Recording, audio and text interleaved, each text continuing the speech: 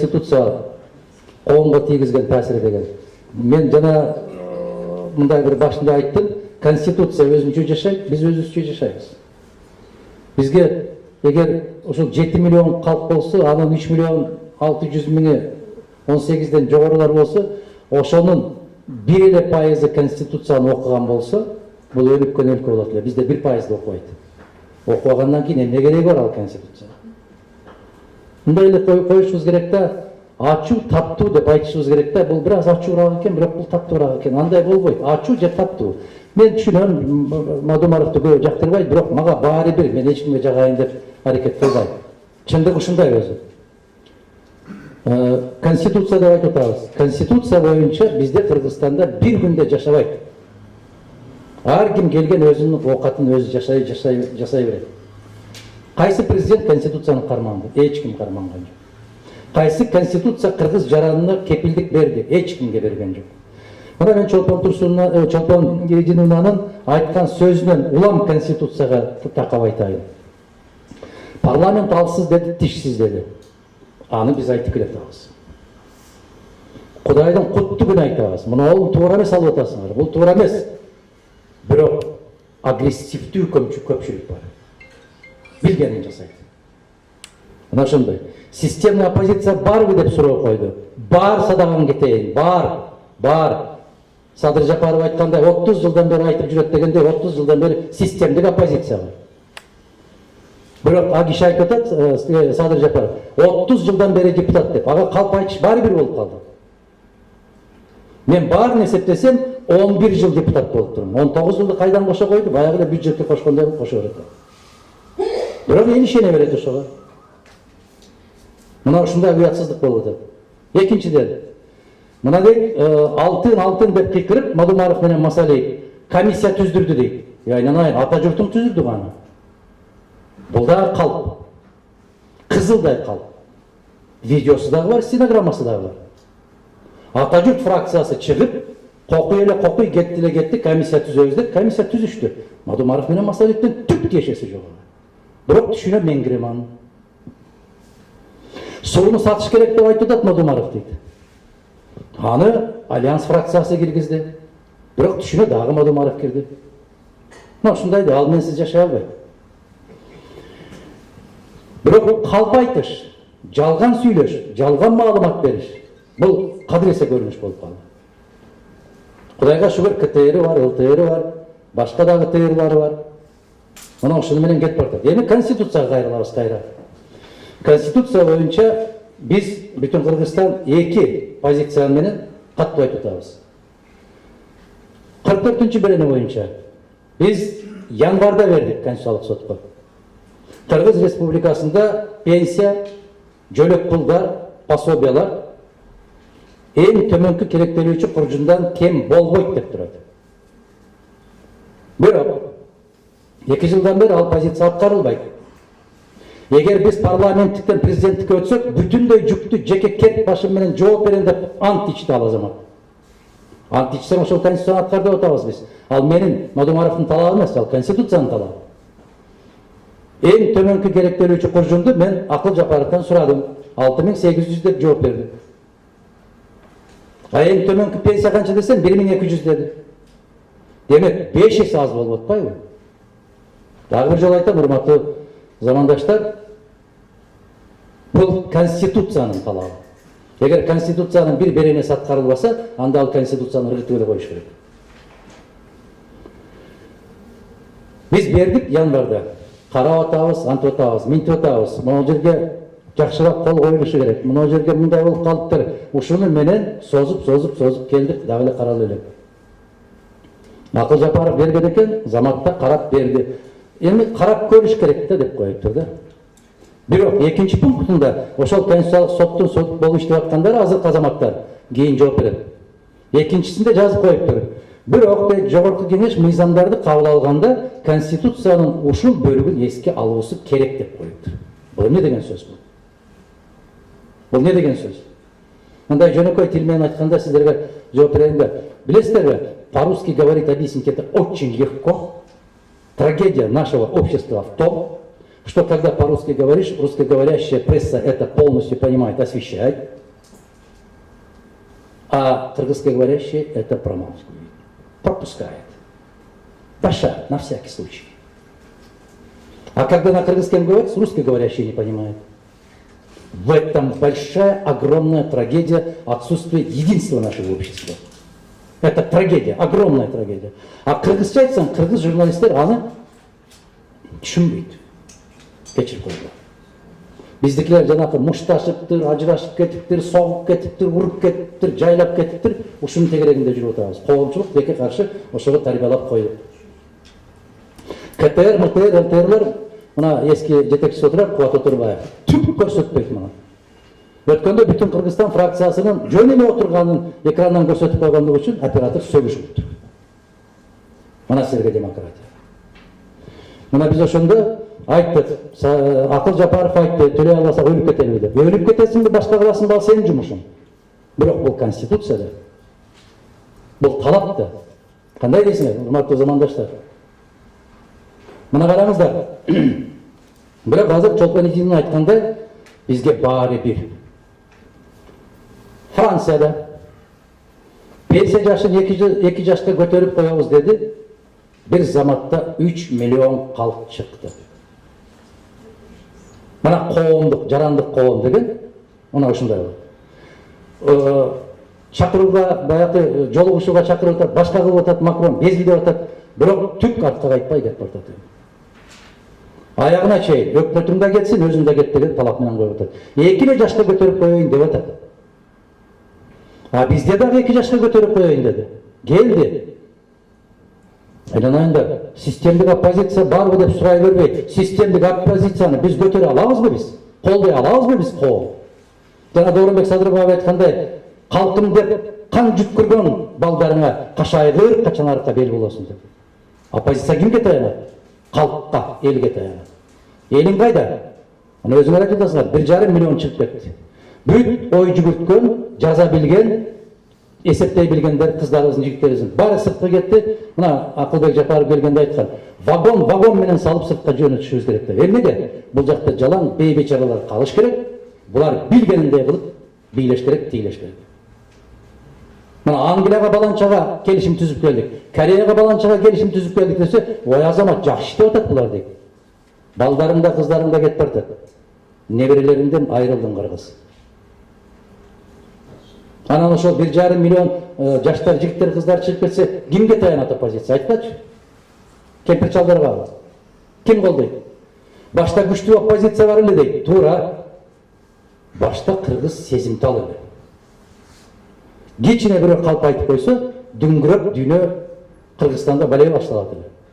Азыр калптын үстүнө калп, калптын үстүнө калп, калптын үстүнө. Мына ошол 1,5 миллион ой жүгүрткөн жаштарыбыз чыгып кетти. Калгандарыбыз бир кесе шорпо куйса, "Амин, омуруңа барака берсин" деп бата бергендер калды. Калппы? Мына натыйжада ушул сөздөрүм менен бийлигиңе да жакпайт, элге да жакпайт. Сен экөө тең чындык. Мына ошол экинчи конституциянын талабын айталы биз. Президент курултай чакырууга тыюу салат. Мындай курултай чакырууга укугу бар, бирок курултай турганда конституциялык мыйзам менен тез келет. Эгерде конституциялык мыйзам жок туруп, президент ошол өзүнүн буйругу менен курултай жыйнаса, бул түздөн түз өзүнүн укугуна аша чабуу деген берене бар. Это превышение полномочий. Это вмешательство в законодательные ветви власти. Пока еще не принят конституционный закон о Курултае, он не имел права созвать Курултай. На что мы указали и подали в Конституционный суд. Biz ушуну Конституциялык сотко бердик. Муну дагы качан бергенбиз? Бир канча ай болду. Бул каралып атат. Бул каралып атат, үмүтүбүз бар. Конституциянын талабын алып, Конституциялык сот ушундай чечим кабыл алат го деген үмүтүбүз бар. Бирок мен ишеним барбы, үмүт барбы, ал башка маселе. Жок дегенде бир жолу биздин конституциялык сотубуз 30 жылдык тарыхтын ичинде бир жолу президентти ордуна коюп коюш керек го. Бир жолу.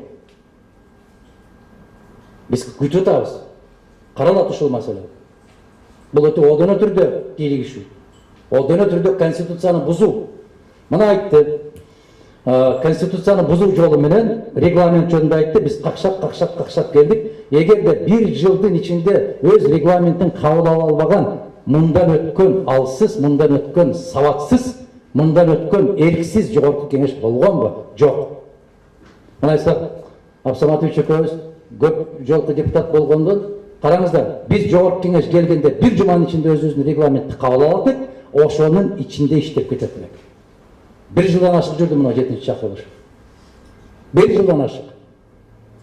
Эмнеге ушуну тездетип жаңы регламентти кабыл ала койушту? Себеп Кемпирабадты ратификация кылыш керек эле. А эмне үчүн ратификация кылыш керек эле?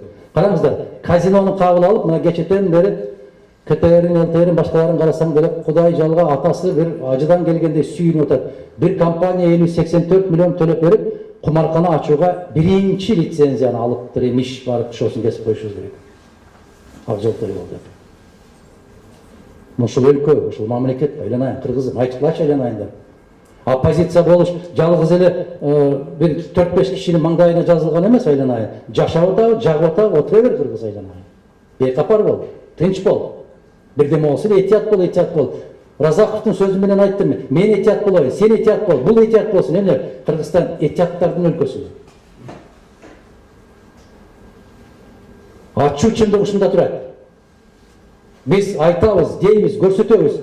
Бирок баягы элибиздин керемет Залкар сөзү бар.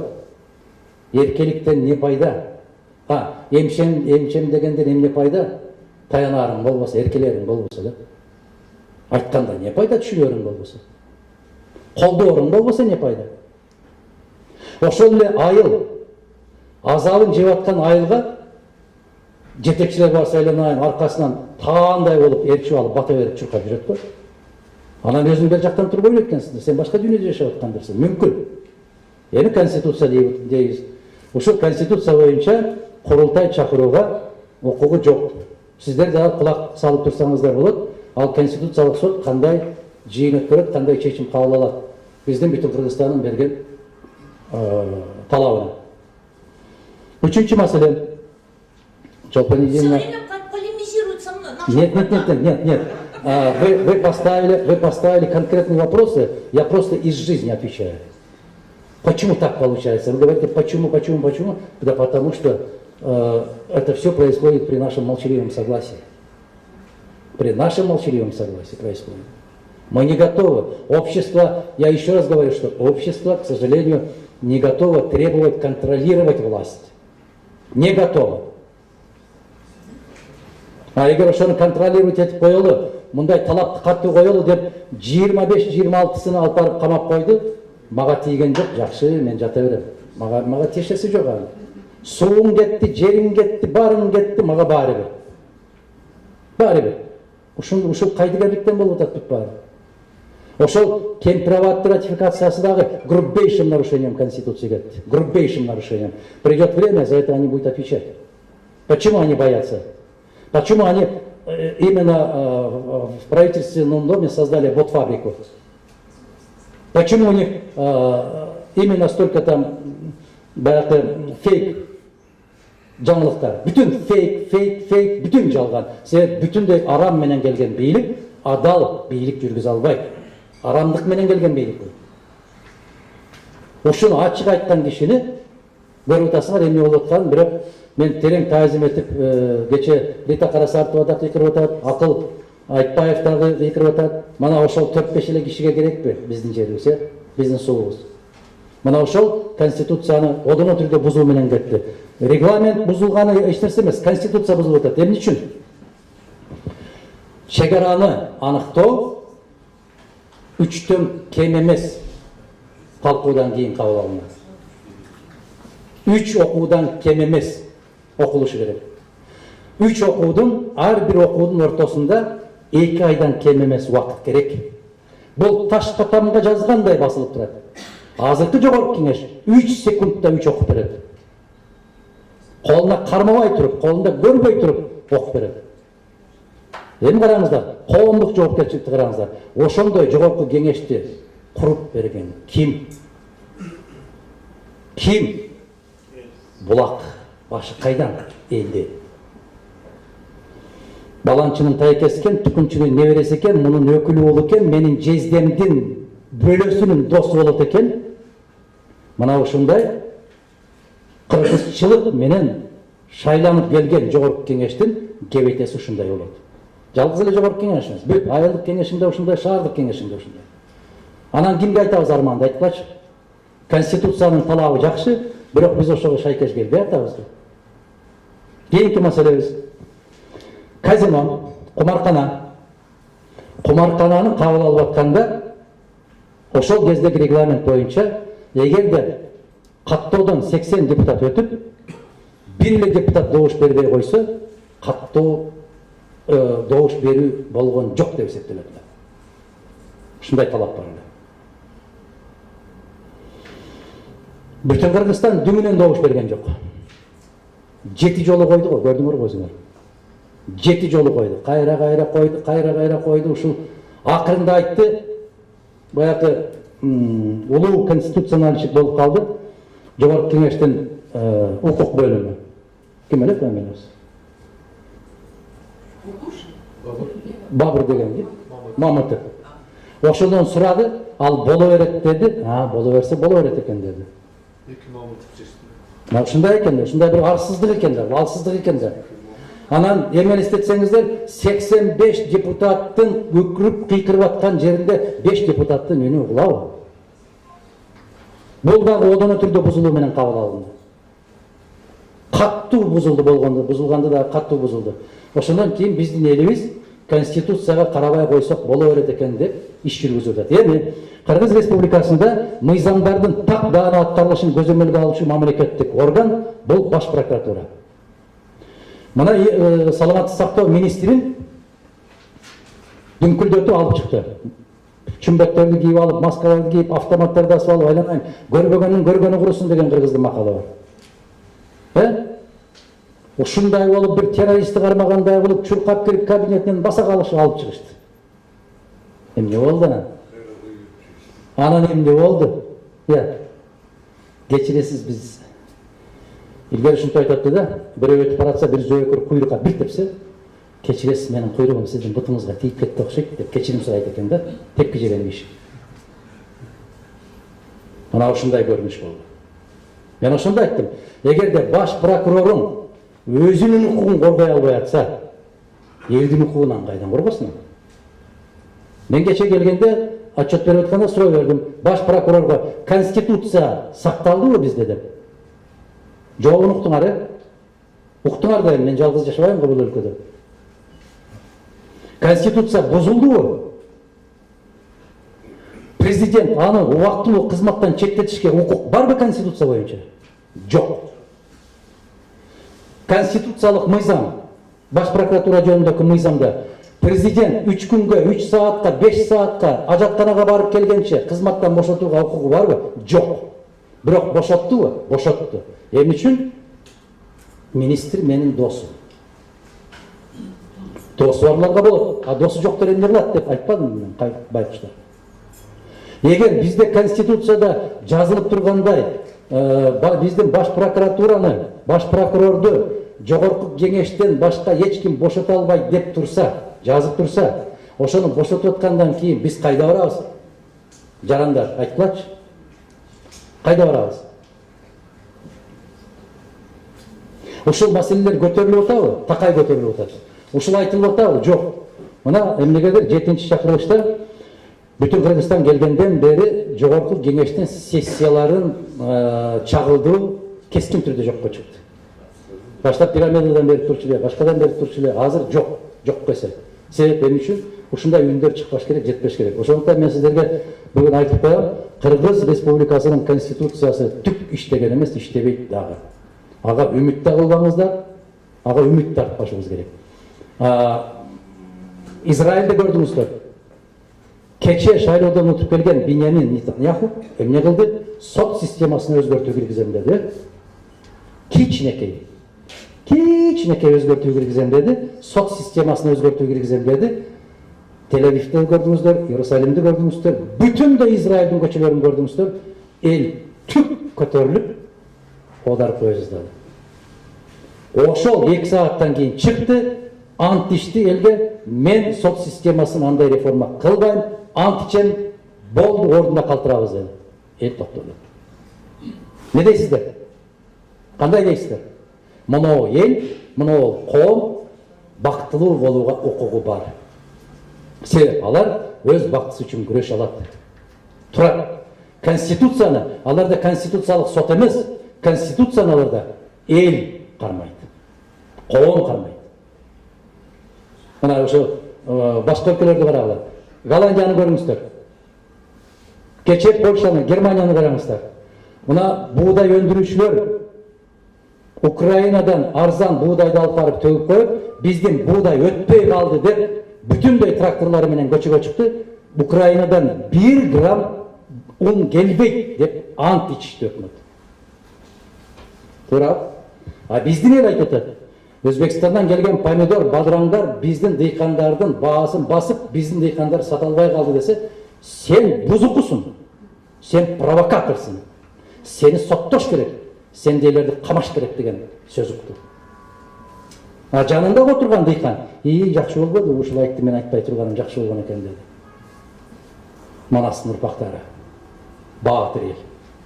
Катылганын катылын колго берген ел. Биз өткөн менен гана сыймыктанабыз, азыркы өз менен сыймыктана албайбыз. Сөзүмдүн акырында ушуну мен аяктайын. Көп нерсе жазып келгенмин, мына жерде статьялар боюнча жазып келгенбиз. Бирок турмушта айткым келди. Теорияны эмес, практиканы айткым келип атат. Казактын бир Ильяс Эсенберлин деген акыны бар. Жазуучусу бар. Биздин Төлөгөн Касымбеков сыяктуу тарых романдарын жазган керемет инсан. Ошонун Көчмөндөр деген романы бар. 3 томдон турат. Ошондо казактын эң белгилүү хандарынын бирөөсү Аблай хан. Аблай Кровожадный деп коет. Бүтүндөй казактын 300-дүгүн бириктирип, мамлекеттүүлүктү курган хан ошол Аблай. Ошонун жанында Бухар Калкаман уулу деген Бухар жырау деп коет, ошондой акылманы болгон. Биздин Калыгул Олия сыяктуу Олиясы болгон. Бир күн эртең менен туруп, Бухар Калкаман уулун чакырат. Олияны. Мен түндө керемет түш көрдүм дейт. Эртең менен ушунчалык кыйналып атам дейт. Көйдөнүм кысылып атат. Бул не болгон белги болду, мен ушуну түшүнө албай турам. Акылманым Олиям ушунун жандырмагын айтчы дейт. Кандай түш көрдүңүз десе, мен түшүмдө аябай каттуу ат чаап баратсам, кап маңдайымдан бир жолборс чыкты дейт. Ошол жолборсту кууп барып жетип, курсагын жара чапсам кылыч менен, ичинен бир көк жал карышкыр чыкты дейт. Карышкыр ары карай качып кетти дейт. Аны да кууп артынан жетип барып, жеткенде курсагын жара чапсам, ичинен бир түлкү чыкты дейт. Түлкү керемет түлкү экен дейт, ал качып жөнөдү. Анын артынан кууп барып, жетип барып курсагын жара чапканда, майда барат курт кумурска жер дүйнөнүн бетин каптап кетти дейт. Бүтүн кумурска каптап калды дейт. Бул не деген белги десе, не деген аян дейт. Десе айтат, ханым, ошол сизге жолуккан арстан жолборс өзүңүзсүз дейт. Өзүңүзсүз. Сиздин балаңыз көкжал карышкыр чыгат деди. Неберелериңиз түлкү болот деди. Андан ары карай урпактарыңыз барекетке жарамаган курт кумурска болуп жер бетин жайнап кетет да, эчтеңиз калбайт, касиет калбайт. Майдаланып кетесиңер деди. Уругуңуз, элиңиз майдаланып кетет деди. Мына ошол, эми караңыз, Аблайдын баласы ким? Көкжал карышкыр Касым хан. Керемет хан болду. Нак көкжал болду. Анын баласы ким? Кенесары. Кытайга да мынтип өттү, Кыргызга да мынтип өттү, Оруска да мынтип өттү, акырында бизге келип анан чатак болду. Андан кийинкилерим ушундай деп, ушундай бир айтып атат да. Эми Жусуп Баласагынын сөзү менен аяктайм. Түшүнөсүздөр, түшүнгөн киши түшүнүп алат. Бул конституциядан нече нерсе бийик, улуу турган нерсе.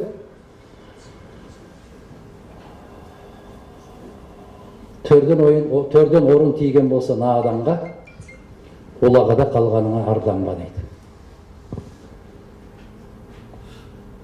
Иттерге падыша болса арыстан, иттерден падыша чыгат андан ашкан. Арыстандарга ит болса падыша, арыстанда итке окшоп үрүп калат дейт. Ошон үчүн оппозиция бүгүн түшүндүңүзбү? Шындай, баарларыңызга суроолорго жооп беребиз. Рахмат.